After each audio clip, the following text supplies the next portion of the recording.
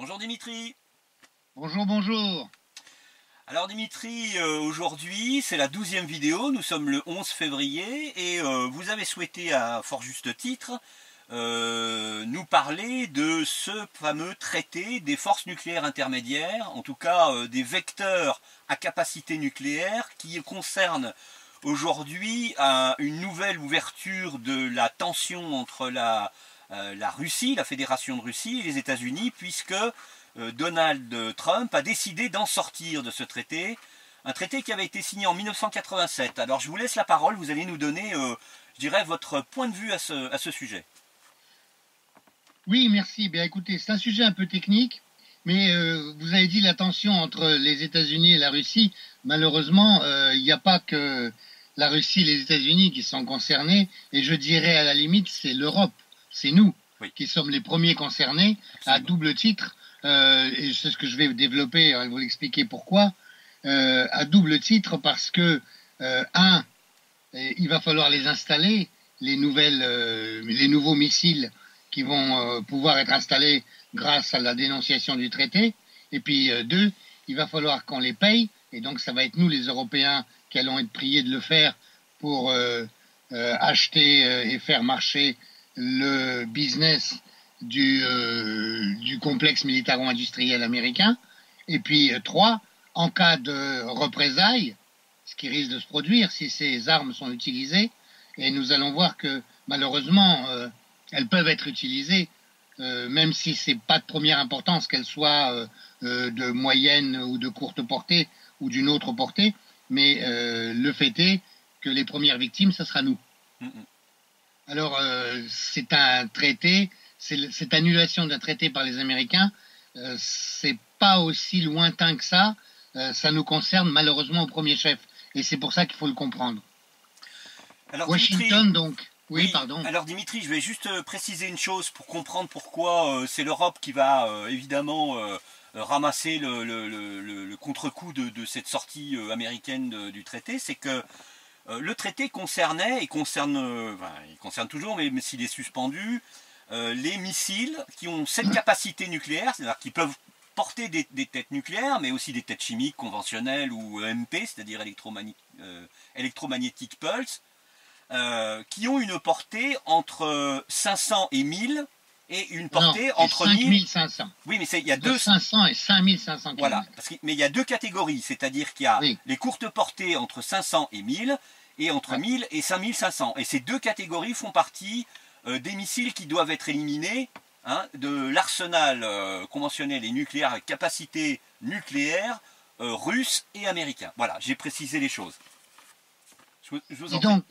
Washington donc a annoncé, là, au début février 2019, son retrait, en fait, de facto, du traité INF, ce qui a été signé en 1987, comme vous l'avez dit. Et en fait, c'était une décision mûrie de longue date par les États-Unis, et ça ouvre malheureusement la porte au déploiement de nouveaux missiles nucléaires de portée intermédiaire sur le sol européen. Quand on parle de portée intermédiaire, c'est par opposition à la portée stratégique de continent à continent, si vous voulez. Oui.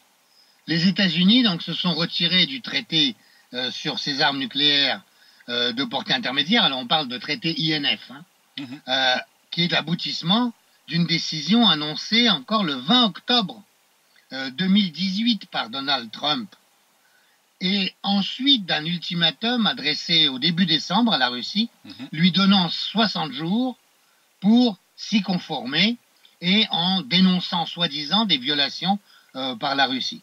Mais avant, quand Trump a commencé à en parler de l'annulation, il parlait même pas de violations éventuelles par la Russie. Et on va voir que, en fait, c'est encore un truc de communication à l'anglo-saxonne, où on retourne les rôles, on retourne les réalités, pour se donner le beau rôle, évidemment.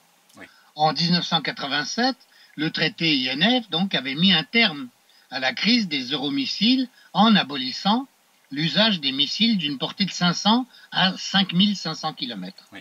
Et dans les années 80, la crise avait été ouverte par le déploiement d'un côté des SS-20 soviétiques à tête nucléaire, qui ciblaient les capitales occidentales, et les missiles Tomahawk américains qui avaient été déployés en Europe.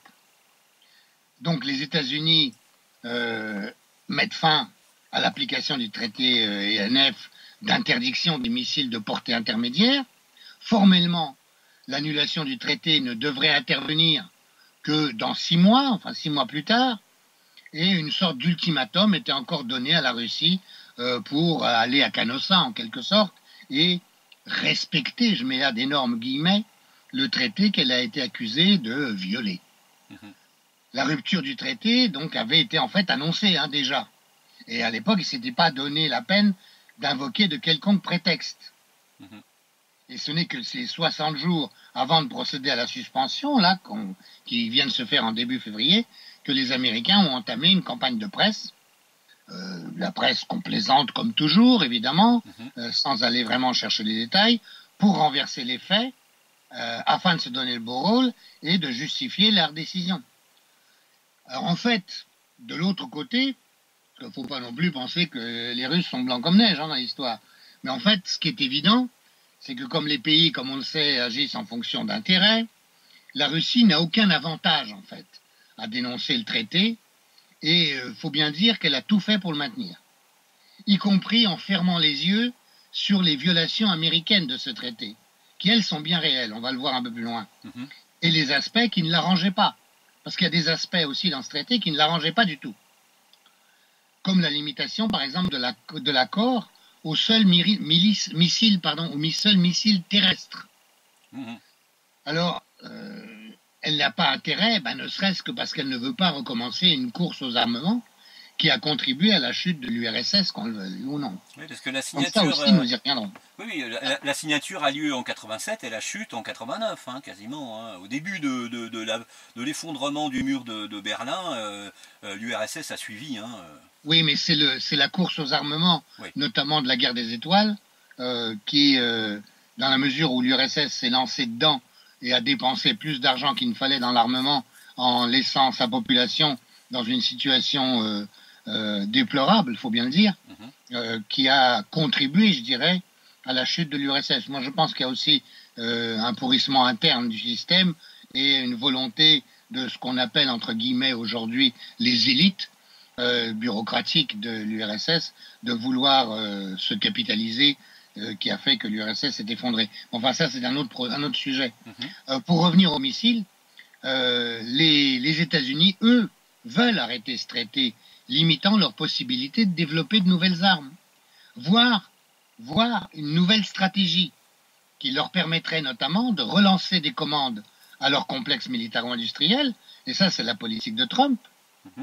Et comme les nouveaux missiles à courte et moyenne portée seront destinés au théâtre européen, l'astuce sera de faire payer aux Européens, sous couvert de menaces russes, évidemment de russophobie entretenue médiatiquement et par pressions financières diverses, permises notamment par les sanctions, par l'extraterritorialité juridique que les USA ont imposée aux Européens et qui n'osent pas s'y opposer. Souvenez-vous de l'amende de 9 milliards de dollars de la BNP quand même. Oui, absolument. La tension militaire et diplomatique contribuera à faire passer la pilule aux opinions européennes. Et ça, c'est le sens de la hausse de la participation à hauteur de 2% de leur PIB des Européens au budget de l'OTAN exigé par Trump. Et malheureusement, là aussi, on cède, même si c'est en renaclant. C'est un peu le même principe que le gaz, si vous voulez. Les Américains veulent nous refiler leur gaz de schiste. Pour cela, ils intensifient la propagande anti-russe. Les sanctions s'opposent au gazoduc de la mer du Nord, le fameux Nord Stream 2, qui permettra un approvisionnement sécurisé et régulier, et moins coûteux, pour nous obliger à installer des ports pouvant recevoir du gaz liquéfié extrait aux États-Unis à un prix écologique et financier très élevé.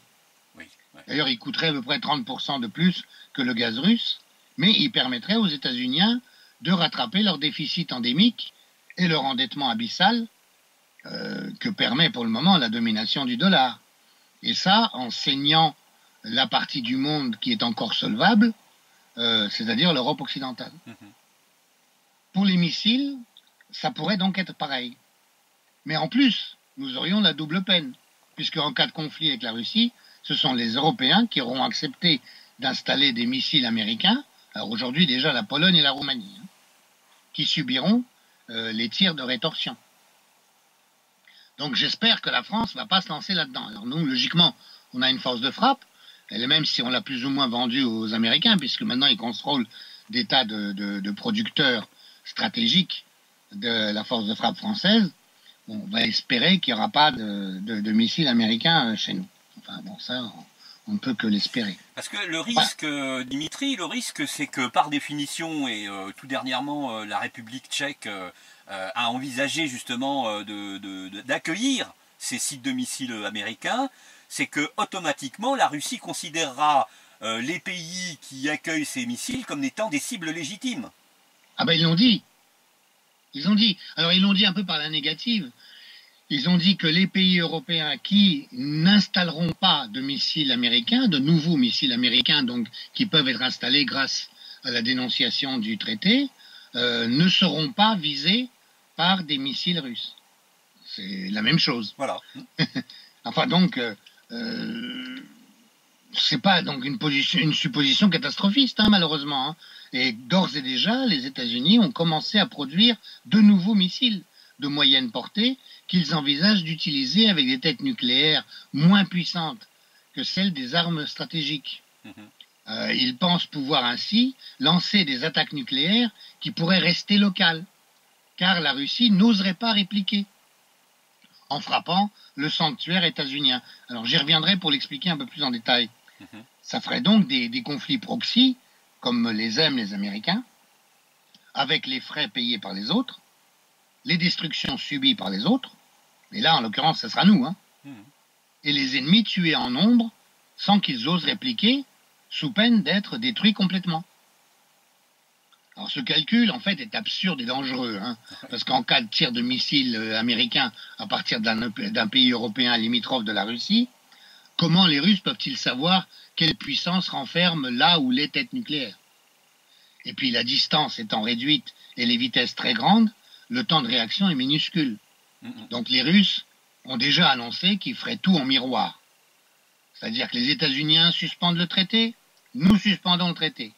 Ils disent qu'ils l'annuleront dans 6 mois, nous aussi. Ils vont développer de nouveaux missiles et renforceront leurs installations soi-disant défensives aux frontières de la Russie.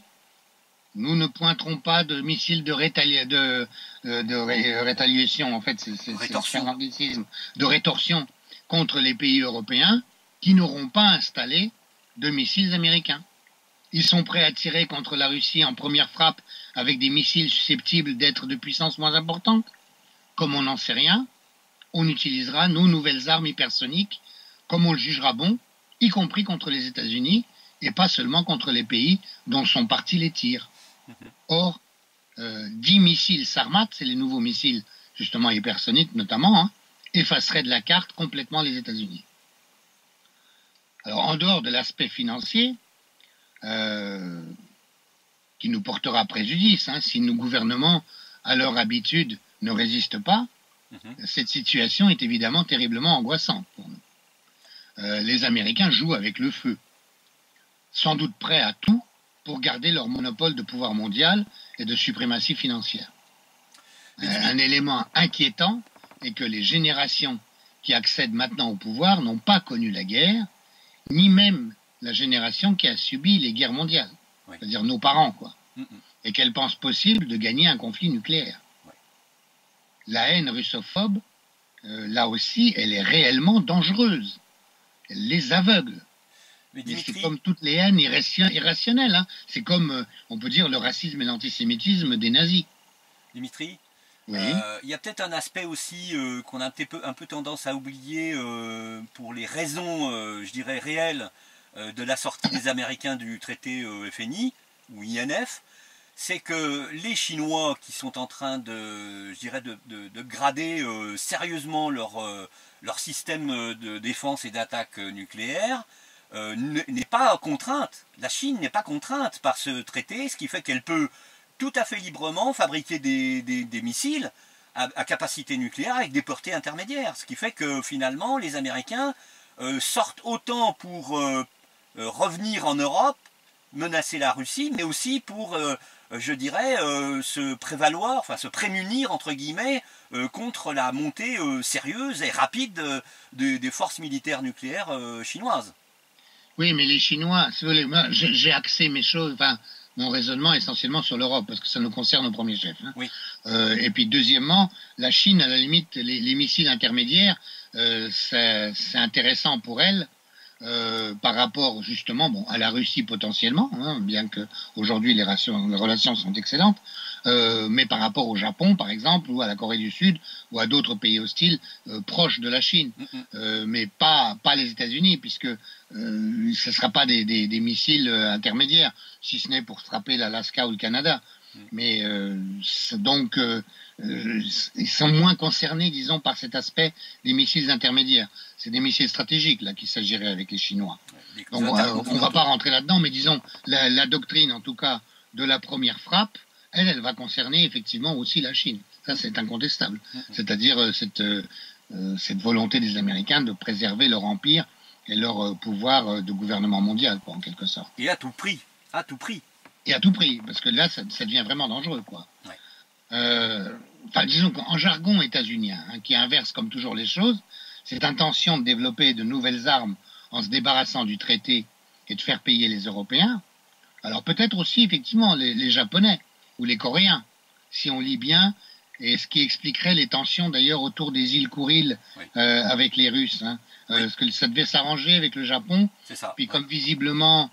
les Japonais ont laissé entendre, mais les Américains ont démenti à leur manière que dès que les Kouriles passeraient sous domination ou sous contrôle japonais, ils y installeraient une base contre la Russie. Évidemment, les Russes sont revenus sur les promesses d'arrangement pour les îles Kouriles du Sud. Et puis alors les Américains ont démenti d'une drôle de façon en disant « Ah non, mais ça ne sera pas cette année ». Comme si ça changeait grand-chose. Ridicule, quoi. Oui, oui. Ah bon, alors en tout cas pour l'histoire de l'annulation du traité et pour le nouvel armement, le président Donald Trump avait dit « Nous allons mettre au point les différentes variantes de notre propre réponse militaire ». Alors réponse militaire alors que c'est lui qui prend l'initiative, hein, c'est assez amusant. Hein. Ouais. Et allons travailler avec l'OTAN et les autres alliés et partenaires pour ne pas laisser à la Russie un quelconque avantage militaire en raison de sa conduite illégale. Illégale, c'est M. Trump qui fait la loi, hein, attention. Hein. Ouais. Eh bien, quand on dit travailler avec l'OTAN et les autres alliés et partenaires, ça veut dire, les mecs, vous allez passer à la caisse. Hein. Donc c'est ça qui m'inquiète énormément, moi. Mais l'ennui, c'est qu'évidemment, notre presse à nous, elle ne sait pas lire ces choses-là. C'est pourtant évident. Et en plus, Donald Trump, de ce point de vue-là, il a le mérite de dire ce qu'il pense, hein, et puis de réfléchir en businessman. Hein, vous allez raquer les mecs. Donc bref, il y a le secrétaire d'État américain Mike Pompeo qui a lancé officiellement donc l'ultimatum formel à la Russie en l'enjoignant de guillemets respecter le traité, fermez les guillemets, sous peine de rompre définitivement cet accord.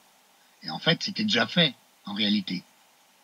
Les alliés de l'OTAN ont aussitôt obtempéré en accusant la Russie. Mais bon, certains membres, dont la France, ont dit regretter la rupture du traité FNI ou INF. Mais regretter, ça veut dire tout et son contraire. On ne dit pas pour autant qui fait la rupture. Enfin, ça permet quand même de dire aux Américains on vous suit pas tout à fait quand même là-dessus, parce qu'on a quand même quelques inquiétudes. Enfin, j'espère que c'est ça que ça veut dire. J'espère. Depuis plusieurs mois, Washington accuse Moscou de violation flagrante donc, du traité INF et lui demande de détruire son système de missiles non conformes, comme l'avait notamment fait savoir donc, la sous-secrétaire d'État américaine chargée du contrôle des armements et des affaires de sécurité internationale, qui s'appelle Andrea Thompson. Et ça a été fait, ça, mais à la mi-décembre, comme je vous l'ai dit, ça ne s'est fait que ces 2 derniers mois. Hein. Au cœur de l'accusation américaine, donc, se trouve le système de missiles russe qui s'appelle 9M729. Ouais. 9M729. Alors, c'est un missile terrestre, pouvant être, donc c'est concerné par le traité, hein, pouvant être porteur d'une tête nucléaire et dont la portée, selon les Américains, dépasserait 500 km, hein, selon les Américains et l'OTAN. Ce qui le ferait tomber sous le coup du traité INF. Oui. Pour le secrétaire général de l'OTAN, mais bon, c'est un exécutant, hein, Jens Stoltenberg, ces missiles pourraient frapper les villes d'Europe en quelques minutes après avoir été tirés de l'intérieur du territoire russe. Alors évidemment, il n'a pas mentionné qu'il en est de même dans l'autre sens avec les missiles américains qui sont disposés en Pologne et en Roumanie, soi-disant pour la défense. Enfin, oui. j'y reviens. Justement, il y a un détail précis à ce niveau-là qui démontre qu'en réalité, les Américains étaient prêts à violer les premiers le traité INF, en fait. Hein. Ils l'ont déjà violé depuis plusieurs années, en fait. Mais les Russes fermaient les yeux là-dessus parce qu'ils n'avaient pas intérêt à dénoncer le traité, si vous voulez. Donc pour tenter de sauver le traité, justement, le ministère de la Défense russe a fait une démonstration complète aux attachés militaires et à la presse du fameux missile 9M729 contesté par les Américains. Le général Mikhail Matveyevski, qui est le chef des armées des missiles russes, a indiqué que le missile 9M729 du complexe nommé Iskander-M, celui qui a été installé notamment dans la région de Kaliningrad. Hein, oui, et qui vise... Excusez-moi, Dimitri, il faut préciser une chose, c'est que même sans violation du traité FNI, la ville de Berlin est à distance de tir du Iskander-M depuis Kaliningrad. Hein. C'est un petit détail, mais c'est important à comprendre. Bien sûr. Et l'OTAN, en plus, a le culot d'exiger des Russes qui disent où sont exactement disposés les Iskander à Kaliningrad. Enfin, oui. C'est totalement aberrant, quoi. Mais bon, ils ont tous les culots, hein, de toute façon. Ils auraient tort de se gêner, en fait. Hein. Donc voilà. Enfin, eux, les Russes, ils affirment que ce missile, donc 9M729, ne peut violer le traité INF, car il ne peut pas emporter suffisamment de carburant pour dépasser 500 km de portée. Alors, évidemment, je ne suis pas assez spécialiste des missiles pour savoir ce qu'il en est réellement. Hein. C'est possible qu'ils arrivent à en mettre plus ou que le carburant est meilleur, j'en sais rien, enfin bref. Mais eux, ils répondent à ça, hein, les Russes. Ils disent le plein et la fixation de la tête nucléaire ne peuvent se faire qu'en usine. Les missiles sont livrés en conteneurs. Il est donc impossible de rajouter du carburant sur le champ de bataille. Et selon lui, là, le général, ce missile est en fait une version améliorée du missile 9M728, donc il y a un numéro de moins, et son réservoir est le même. Et jusqu'à présent, les États-Unis n'ont jamais trouvé à redire contre ce missile. Alors évidemment, les attachés militaires états-uniens, comme d'habitude hein, dans ces cas-là, n'ont pas jugé utile de se déplacer. Comme ça, ils y vont pas, ils voient pas, et après ils disent « Ouais, vous êtes des tricheurs, c'est pas vrai. » C'est un peu le coup qu'ils ont fait sur le référendum dans la Crimée. Quand ils étaient invités en observateur, y compris l'OSCE, l'ONU, tout le monde, ils ont dit « Ah ben non, on vient pas. » Et alors une fois qu'ils sont pas venus, ils ont dit « Oh, le référendum, il était complètement truqué. » Ils en savaient rien, ils n'y étaient pas. Ils ont fait le même coup Ils ont fait le même coup pour la Syrie avec les attaques. C'est systématique, c'est toujours comme ça. C'est le coup habituel. Alors, la représentante de l'ambassade US à Moscou, hein, qui s'appelle Andrea Kalan, a estimé que les Russes pouvaient raconter n'importe quoi. Et que de toutes les façons, la position des États-Unis ne changerait pas. Puis voilà. C'est nous qu'on a dit, nous on est les meilleurs, on a dit ça, c'est comme ça. Alors, vous pouvez expliquer ce que vous voulez, notre presse boycotte, on n'en parle pas dans l'opinion occidentale, on n'informe pas, et il n'y a que notre version des choses qui passe. Et puis c'est tout. Et on vous a dit que vous étiez méchant, vous êtes méchant. N'allez pas nous expliquer que vous êtes gentil. Voilà, c'est tout. Alors en plus du missile 9M729, Washington s'est mis à reprocher à Moscou d'avoir mis en service en 2016, donc il y a déjà presque 3 ans maintenant, hein, le missile stratégique balistique RS-26 Frontière. Alors ce missile-là a une portée de 12 000 km. Alors en vertu du principe que qui peut le plus peut le moins, les représentants US accusent les Russes de violer le traité donc FNI-INF, car ce missile peut donc atteindre aussi des cibles à 2000 km. C'est QFD.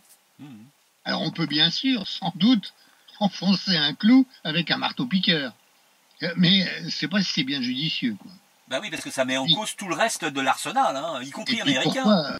Non mais enfin, c'est absurde. Enfin, on ne va pas aller balancer des missiles qui peuvent aller à 12 000 km, vous n'allez pas les lancer à 2000 km, c'est ridicule. C'est quand même, ça coûte des sous tout ça, hein, aussi. Ouais. Alors c'est une accusation, mais bon. Et puis pourquoi s'en apercevoir seulement maintenant, après près de 3 ans de service quand même? Enfin, donc les Russes ont rejeté les accusations des USA.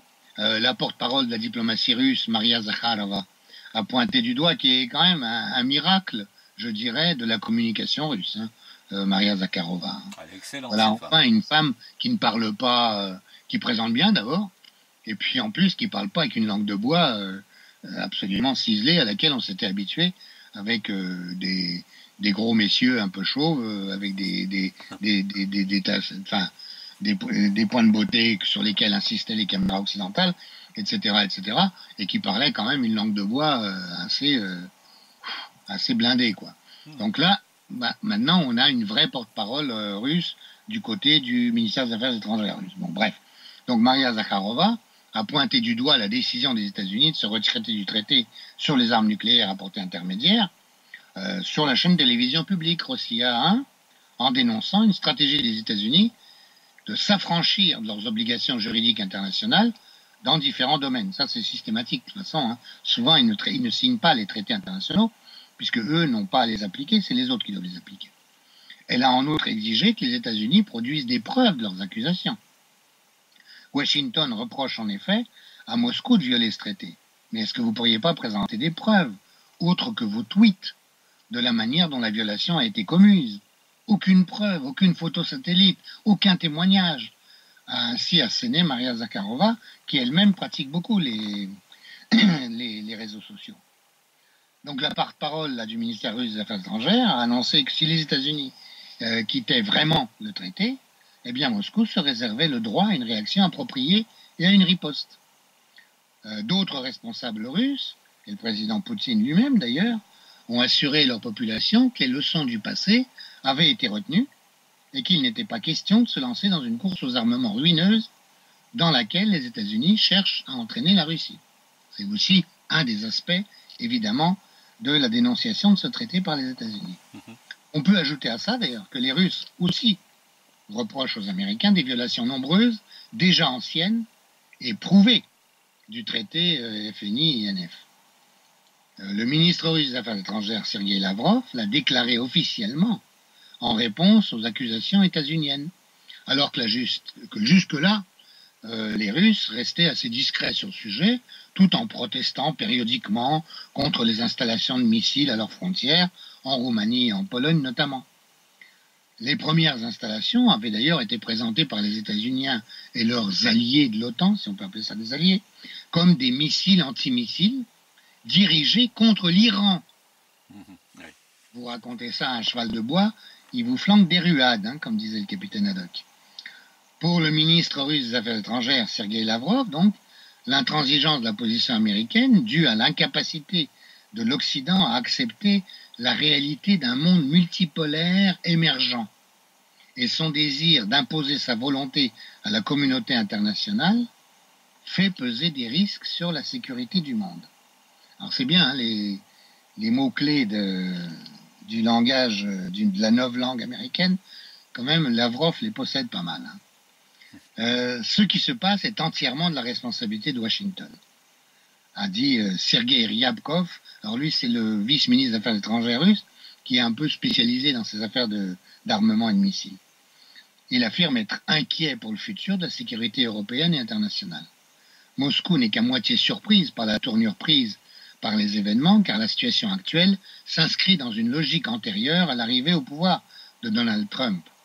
La réticence des Américains à entendre nos arguments et à mener des négociations de fond avec la Russie semble indiquer que la décision de rompre le traité avait déjà été prise il y a longtemps à Washington, a déclaré donc le porte-parole du Kremlin, cette fois-ci Dmitri Peskov, le 1er février. On le voit assez souvent apparaître, effectivement, quand la presse occidentale veut bien nous en faire part. Alors Dimitri, excusez-moi de vous interrompre encore une fois, mais je voulais préciser quelque chose par rapport à cette histoire de missiles antimissiles contre les Iraniens en Roumanie et en Pologne. À plusieurs reprises, même Vladimir Poutine a expliqué qu'en réalité, ce qui était inquiétant, c'est que les cellules qui contiennent les missiles ont une particularité, c'est qu'ils ont la taille nécessaire pour non seulement accueillir, bien évidemment, les soi-disant missiles antimissiles iraniens, mais également les missiles de croisière à capacité nucléaire. Ce qui signifie les que... Tomahawk. Voilà, Absolument. les Tomahawk. J'y reviendrai. Voilà. J'y reviendrai. N'allons pas trop... Je sais bien que c'est long, mais c'est quand même... Je vous en prie. C'est très technique, toutes ces affaires-là. Mais bien sûr, oui, vous avez totalement raison. J'y reviens. Hein. Alors, on peut dire que, bon, sur cette histoire de la menace, dès 2015, la Russie avait fait part de son inquiétude après la publication d'un rapport du bureau du général Martin Dempsey, membre de l'état-major des armées des États-Unis. Pourquoi? Parce que dans ce rapport, l'administration américaine faisait état de ses réflexions quant à la possibilité de déployer des missiles de portée intermédiaire en Europe et en Asie qui seraient capables de détruire des cibles militaires sur le territoire de la Russie en cas de dénonciation du traité INF. Donc c'est eux qui en avaient l'intention, mais ils avaient déjà prévu comment ils allaient installer des missiles. Donc c'était évident qu'ils avaient l'intention de le faire. Donc les accusations qu'ils font, c'est vraiment des prétextes de com. Hein. Le rapport mentionnait 4 types de missiles potentiels qui pourraient aider à combler une lacune de capacité due au traité. C'est le langage novlangue des anglo-saxons. Il était donc attendu que dès le 20 octobre 2018, lors de l'annonce du retrait américain, Donald Trump se soit empressé d'ajouter que les États-Unis allaient désormais développer ces armes nucléaires de portée intermédiaire. Celle précisément qui va nous faire payer à nous, Européens. Alors concrètement et dans les médias, les Russes ont évoqué les violations suivantes de la part des États-Unis. Les systèmes Aegis Ashore, ça s'appelle, ceux dont vous parliez tout à l'heure, antimissiles soi-disant, mais en fait transformables en 1 heure en missiles d'attaque à décollage vertical, comme les Tomahawk. Selon les spécialistes, sont le premier reproche des Russes. Ils estiment que la portée de ces missiles, alors ça s'appelle SM-3 Block IB, installés en Roumanie, est de 700 km à une vitesse de 3 km seconde. Et que les missiles SM-3 Block 2A, encore au stade des essais pour l'instant, mais qui doivent être installés très bientôt, et notamment en Pologne, ont une portée de 2500 km à 4,5 km seconde. Alors, c'est d'autant plus dangereux, j'y reviendrai encore un peu plus tard, en raison des nouvelles doctrines justement américaines. Les Russes accusent aussi les Américains d'utiliser de plus en plus de drones qui présentent toutes les caractéristiques d'un missile à courte ou moyenne portée, et ils ont aussi pointé des missiles présentés comme des soi-disant missiles cibles pour la mise au point de systèmes antimissiles, mais qui sont en fait des systèmes de lancement de missiles Tomahawk. Plus grave, après l'annonce de la rupture par les USA, les services de renseignement russes ont sorti un dossier selon lequel, depuis 2 ans déjà, 2017 en fait, les États-Unis préparent la fabrication de nouveaux missiles de moyenne portée, interdits par le traité dénoncé aujourd'hui, dans une usine Raytheon à Tucson, dans l'Arizona. Les services russes présentent des images satellites à l'appui de leurs accusations.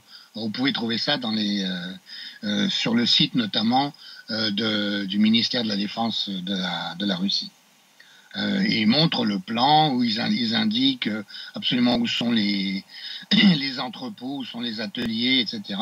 Puis alors c'est amusant parce qu'ils prennent des plans satellites tirés de Google et leurs propres plans de leurs propres satellites aussi. Enfin bref, ils font la comparaison et ils indiquent très très bien. Et donc ils y voient la preuve que les États-Unis voulaient depuis au moins 2 ans sortir du traité INF, quoi.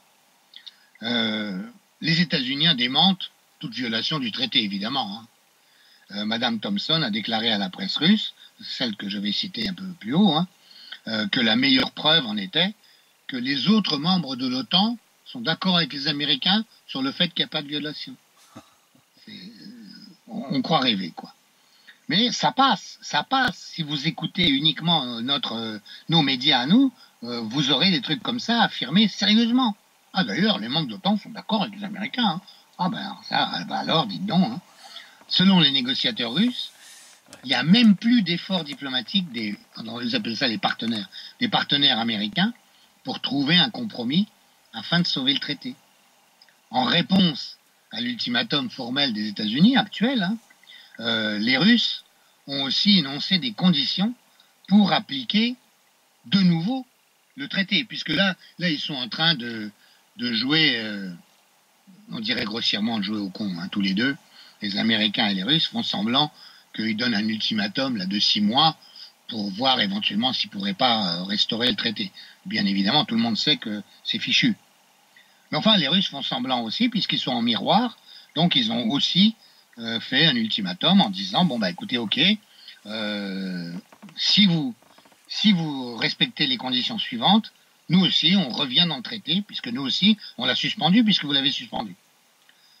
Alors, supprimer les systèmes terrestres de lancement MK-41 qui peuvent être utilisés pour le tir de missiles Tomahawk. C'est ceux dont vous parliez tout à l'heure. Exactement, c'est ça. Liquider les missiles pseudo-cibles qui sont en tout point semblables aux missiles balistiques terre-terre de courte et de moyenne portée. Supprimer les drones identiques aux missiles interdits par le traité INF. Alors bon, il est évident que la façon dont ils ont posé cet ultimatum, ils n'ont pas trop d'illusions pour une réponse. Hein. Alors ils n'ont pas trop d'inquiétude, et c'est là que ça devient encore plus délicat. C'est qu'en fait, ils n'ont pas trop d'inquiétude quant aux conséquences de la rupture de ce traité. Attention, de conséquences immédiates, hein, et de conséquences directes. Et, pire que ça, ils y voient même certains avantages. Alors j'y reviens.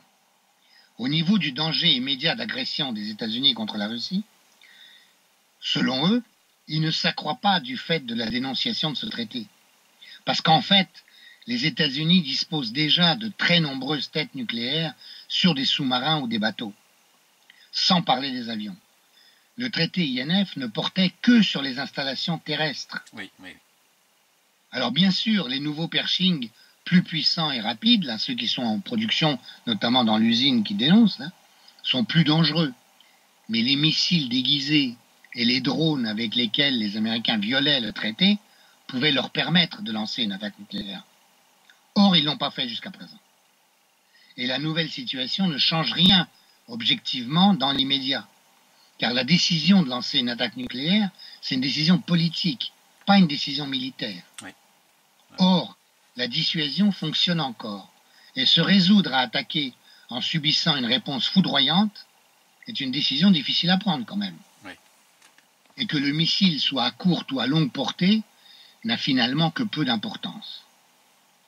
En revanche, le fait que le traité ne portait que sur des installations terrestres désavantageait considérablement les Russes. Et c'est d'ailleurs pour ça que les Américains l'ont imposé. Et Gorbatchev l'avait accepté sans peut-être s'en rendre compte. Car les Américains avaient beaucoup plus de bateaux que les Russes. Et pour ces derniers, les Russes, hein, installer des missiles sur un camion ou sur un sous-marin, ça représente une différence budgétaire considérable. Oui, c'est clair. Donc, ils vont maintenant pouvoir installer leurs missiles de moyenne portée sur des camions. Et ça, grâce aux Américains. Ouais, y compris sur des trains, d'ailleurs, qui étaient un cauchemar. Non, mais peu importe. Mais, je veux dire, ça sera moins cher que de construire des bateaux. Ah bah oui, c'est clair. Alors, est-ce qu'on peut penser que c'est une bêtise des Yankees? Bah, pas sûr, parce qu'évidemment, nous, si on y a pensé, eux, ils y pensent aussi. Hein. Pour ces derniers, l'important, en fait, est ailleurs. Ces missiles ne menacent que les voisins de la Russie. Donc, le territoire américain lui-même est à l'abri. Le but est, d'autre part, de soutirer de l'argent aux Européens, comme je l'ai dit, et peut-être aux Japonais et Coréens, et autres Asiatiques sous influence. D'autre part, ce traité est secondaire par rapport à la nouvelle tentation états-unienne de relancer la course aux armements, à la fois pour tenter de ruiner la Russie et de faire payer les Européens, et de contourner la dissuasion de l'adversaire et rendre possible l'utilisation de l'arme nucléaire en première frappe. Et là, on touche à une sorte d'anti-utopie militaire et à la violation et sans doute la dénonciation d'un autre accord, celui sur la non-prolifération des armes nucléaires d'attaque. Selon les Russes et différents médias américains et anglais d'ailleurs, hein, il y a notamment le Guardian et Business Insider, les États-Unis ont commencé à produire dans l'usine Pentax au Texas de nouvelles têtes nucléaires qui s'appellent les W76-2 destinés aux missiles Trident, qui ont déjà été dénoncés par les Russes comme contraires aux accords de désarmement. Le Pentagone explique que ces nouvelles têtes ne présentent aucun danger. Alors déjà, là, ça peut déjà nous inquiéter. Enfin bon, oui. Ne présentent aucun danger et pourraient même baisser le seuil de danger de la menace nucléaire. Alors qu'est-ce que ça veut dire? Il faut toujours traduire, c'est épouvantable. Ces nouvelles têtes qui doivent entrer en service en septembre 2019, c'est demain, auront une charge nucléaire plus faible que ce qui se fait aujourd'hui, grâce à une diminution, alors là, bon là, pour les techniciens, vous regarderez, mais du nombre d'isotopes radioactifs, en fait. La puissance de la tête passe de 100 kilotonnes à 5 kilotonnes. C'est-à-dire que ça représente un tiers de la bombe d'Hiroshima. Alors pourquoi? Eh bien, c'est que l'administration Trump affirme que ces armes nucléaires à plus faible charge donnent les moyens aux États-Unis d'agir avec plus de souplesse pour pratiquer leur dissuasion. Elle pense qu'en menaçant avec des armes nucléaires moins puissantes, elle rend ces menaces plus réelles, car utilisables.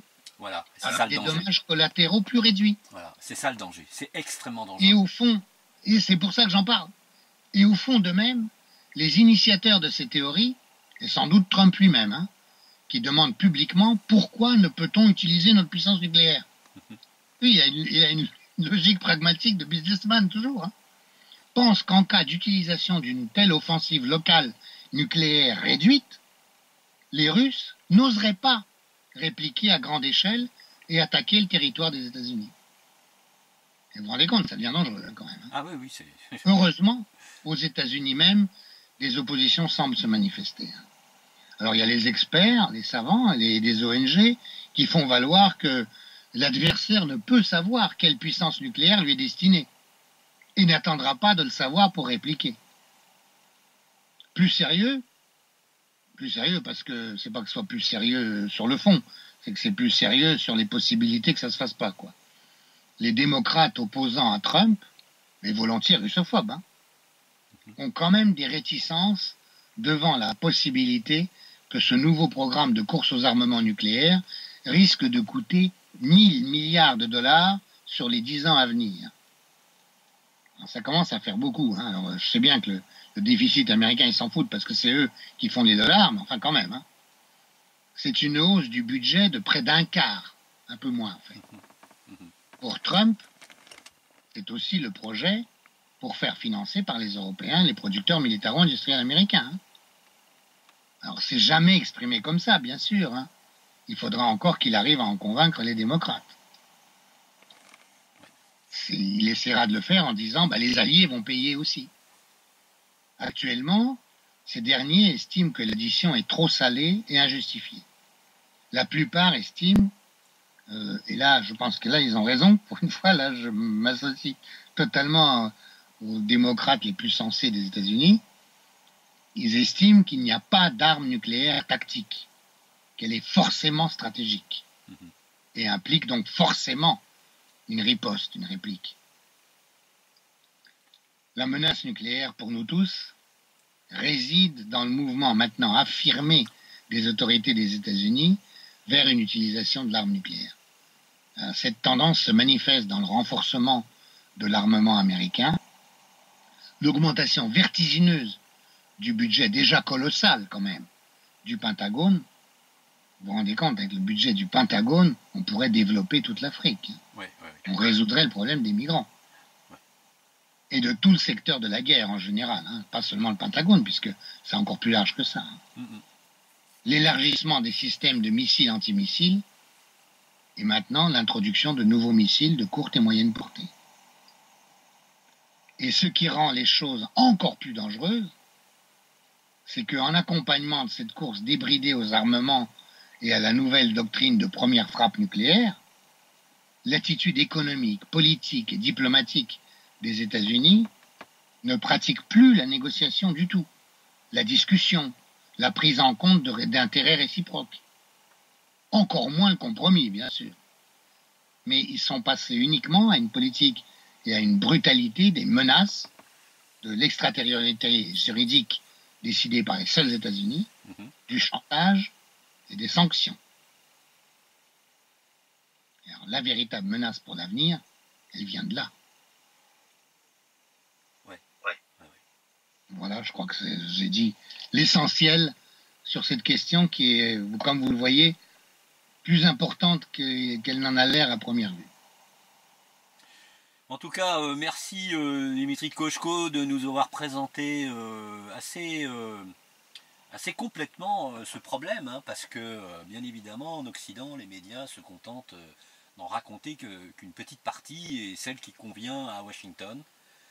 Donc c'est important aussi d'avertir les Européens que ils vont être les dindons de la farce, hein, encore une fois.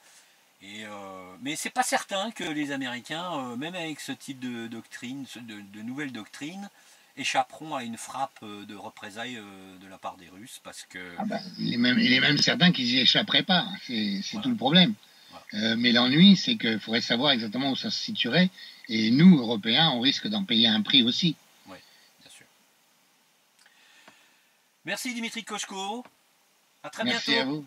À très bientôt. Et puis sur stoprussophobie.info, vous avez évidemment des détails sur ce sujet-là et sur d'autres. Très bien. À très bientôt Dimitri Koshko pour la 13e vidéo avec nous. À bientôt, au revoir. Au revoir.